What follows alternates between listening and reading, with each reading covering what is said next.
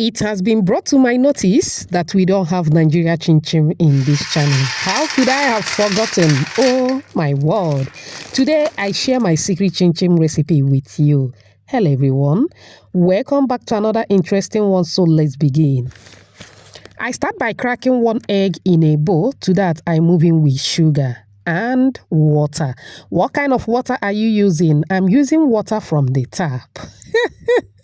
Mix to combine very well. All right, if you are going to be using chinchin for commercial purposes, there is no need of adding egg. Set it aside. In another bowl, start by sifting all-purpose flour. Always sift the flour before making use of it. All right, very important. To that, I added baking powder, salt.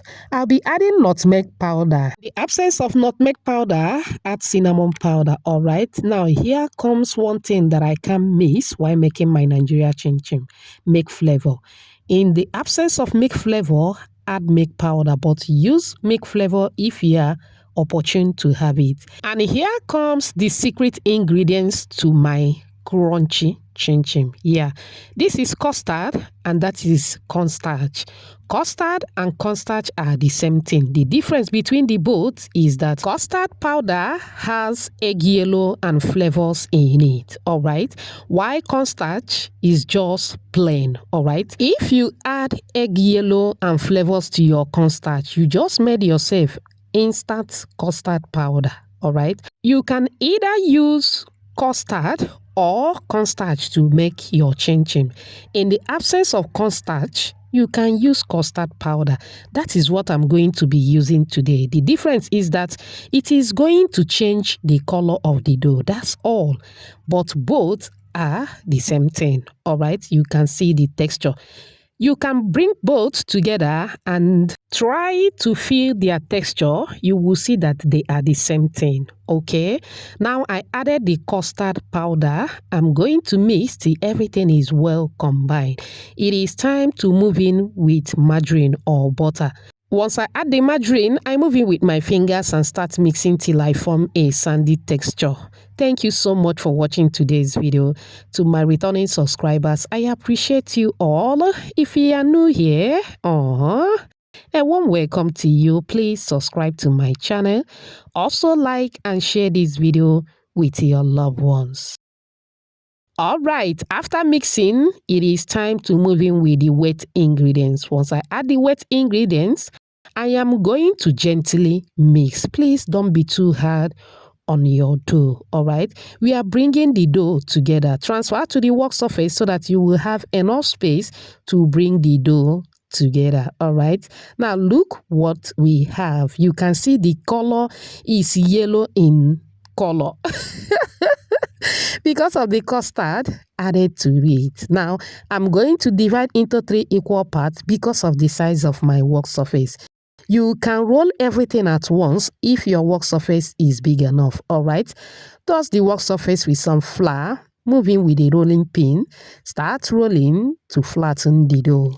Beautiful shout out to you, Ruth Kamia, watching from Uganda, Becky from Nigeria, Anab from Somalia, Dogo watching from Ivory Coast, and Hafida all the way from Morocco. Whoops. Aww. I'm glad you all love the recipe. Please let me know your name and where you're watching from so I can give you a shout out in my next video. Apologies if I didn't pronounce your name very well, okay?